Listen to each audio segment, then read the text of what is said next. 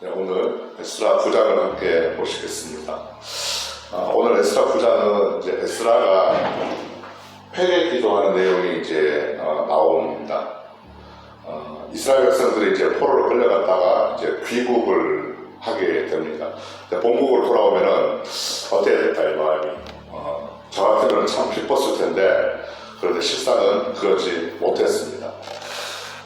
당시 이제 민족의 지도자였던 에스라는 슬픔을 금치 못했는데요. 오늘 본문 3절과 4절에서 반복해서 말씀하고 있는 단어가 있습니다.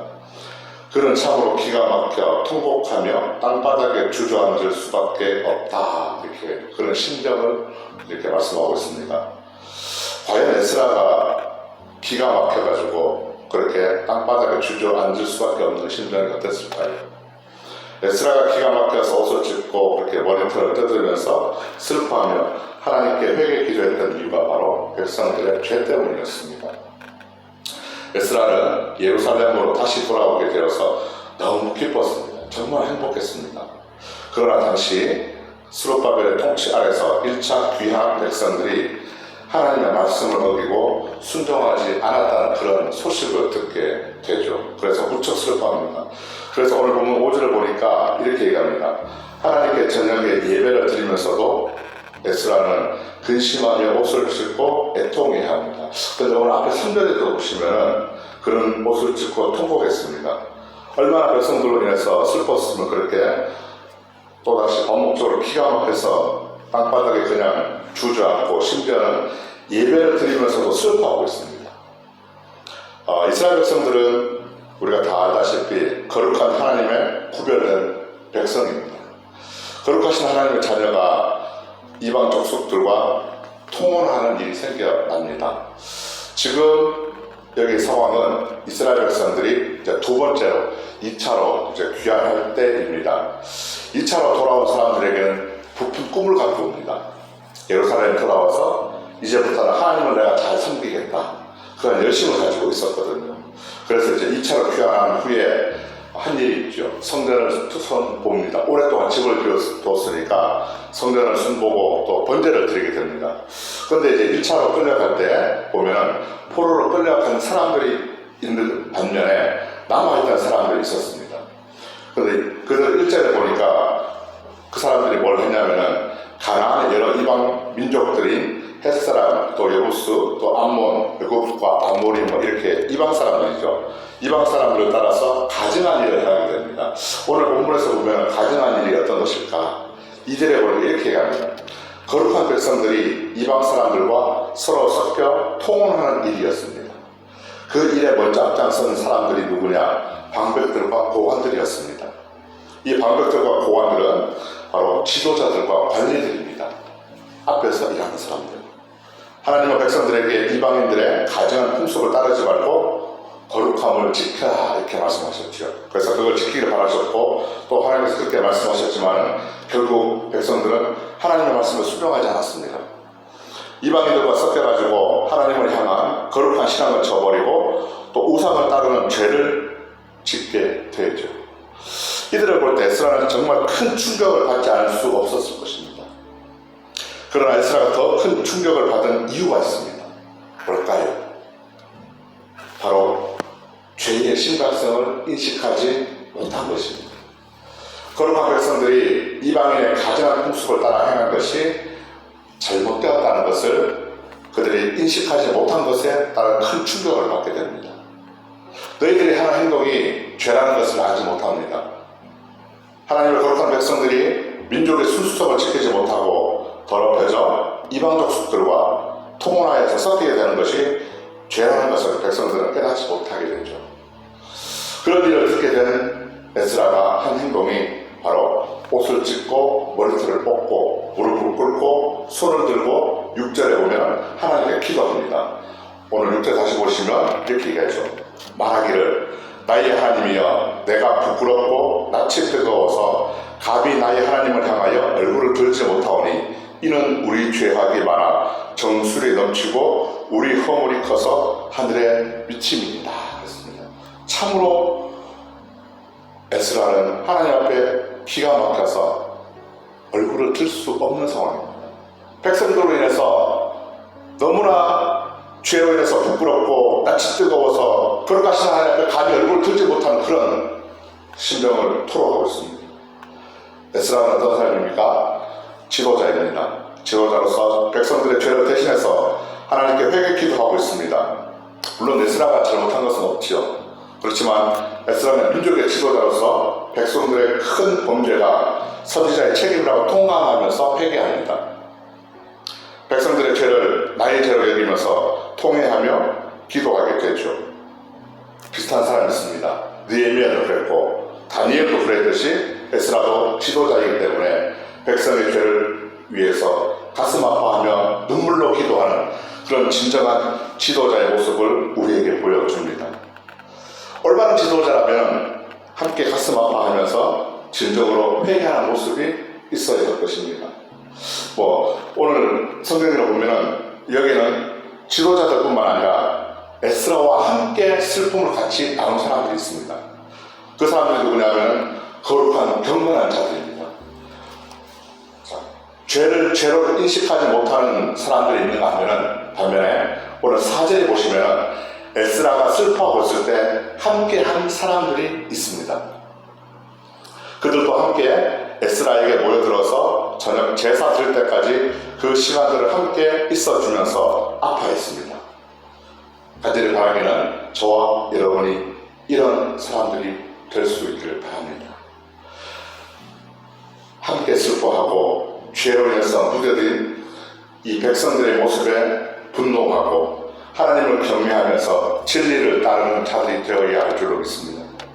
에스라가 그렇게 백성들의 죄를 통감하면서 하나님 앞에 부끄러움을 느끼면서 회개하고 또 조상들의 죄로 인해 망하게 된 것을 상기시키며 회개하죠. 7절입니다.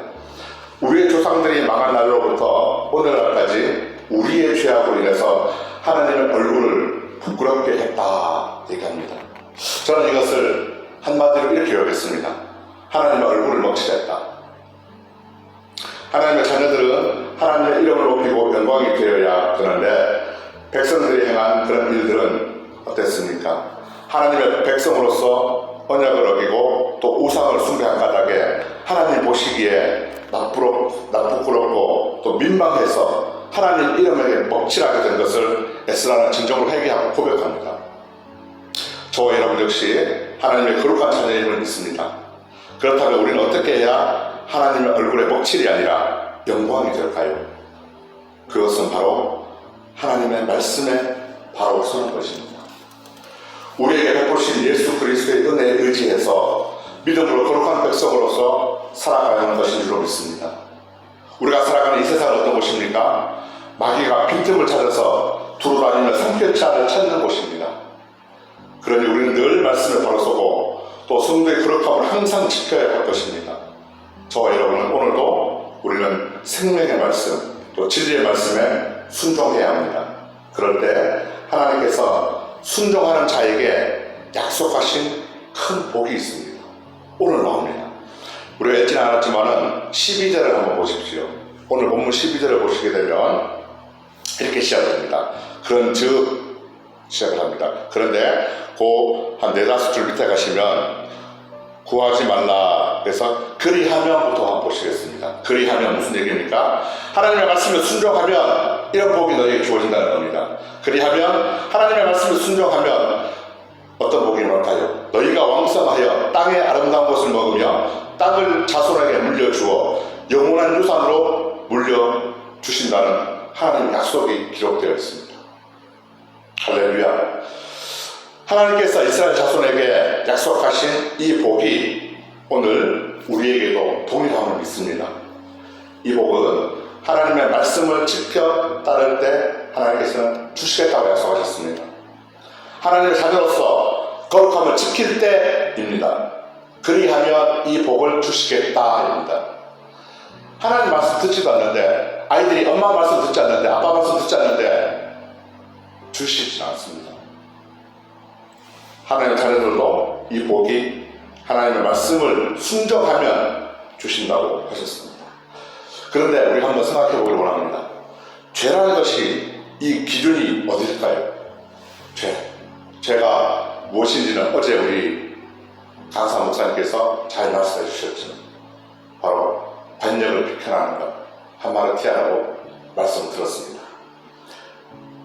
죄의 기준은 우리가 아닌 하나님의 기준이 되십니다.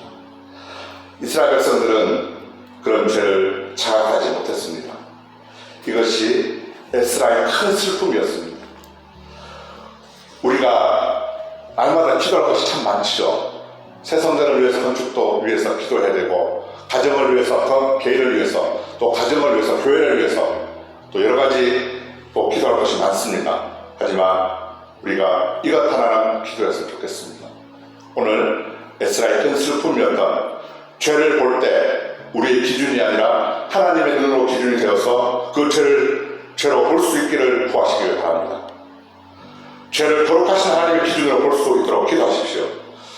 에스라가 죄를 바라볼 때 옷을 찢고 머리털과 수염을 뜯으면서 정말 기가 막혀가지고 땅바닥에 힘이 완전히 다 빠져가지고 털썩 주저앉아서 마치 넋이 나간 사람처럼 그런 슬픔을 가지고 죄에 분노했습니다. 죄는 하나님께서 하지 말라는 것이 다 죄입니다. 이 죄는 어떤 것을 할까요? 이 죄라는 놈은 분열시키고 갈라놓는 역할을 합니다. 하나님과 우리 사이를 갈라놓습니다. 그래서 사도 바울도 로마서에서 이렇게 말했습니다. 모든 사람이 죄를 범하며 하나님의 영광에 이르지 못했다 그랬습니다. 저와 여러분 바라기는 오늘도 하나님의 약속을 믿고 또 하나님의 은혜를 의지해서 세상에서 복과 즐거움을 찾는 것이 아니라 하나님의 말씀에서 우리가 순종함으로 거룩함을 추구해서 하나님의 복이 많은 성도들이 다 되시기를 주님의 이름으로 축복합니다. 오늘 월요일입니다. 새성전 건축을 위한 기도를 우리가 월요일 함께 읽고 우리가 기도하겠습니다. 뒤에 책자가 있죠. 네. 오늘 월요일입니다. 월요일 16번부터 30번까지 우리가 믿음으로 선포하고 시간을 함께 기도했으면 좋겠습니다. 같이 선포하겠습니다. 16번입니다. 기도와 헌신을 통해 보이지 않는 영적 성전 건축이 먼저 이루어지게 하옵소서. 아멘. 모든 성도들이 믿음의 눈을 열어 하나님의 새 역사를 바라보게 하옵소서. 아멘. 성전을 봉헌하기까지 성도들에게 흔들리지 않는 반석 같은 믿음을 주옵소서. 아멘. 이웃사랑, 섬김, 세계 선교가 한치의 흐트럼 것짐 없이 이루어지게 하옵소서. 아멘. 새로운 공간이 다음 세대와 모든 열방을 구원하는 축복의 통로가 되게 하옵소서. 아멘. 교회 건축이 고통당한 자들의 치유와 회복의 성산으로 쓰임받게 하옵소서. 아멘. 온 성도들이 주님의 거룩한 비전이 하나가 되고 소명을 따라 헌신하게 하옵소서. 아멘. 각자의 형편은 다르지만 주님께 빚진 자의 마음으로 동일한 헌신을 하게 하옵소서. 아멘.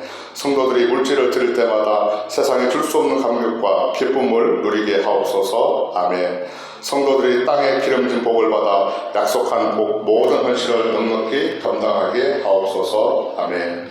모든 성도가 믿음 안에서 기적의 역사를 이루는 통로로 쓰임받게 하옵소서. 아멘. 사랑으로 하나 되어 주님의 몸된 교회를 더욱 잘 세워나가게 하옵소서. 아멘.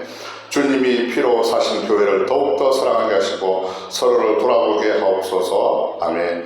성전 건축이 진행되는 동안 더욱 견고한 사랑의 공동체가 되게 하옵소서. 아멘. 공동체를 위협하는 어떤 역경과 도전에도 사랑과 믿음으로 승리하게 하옵소서.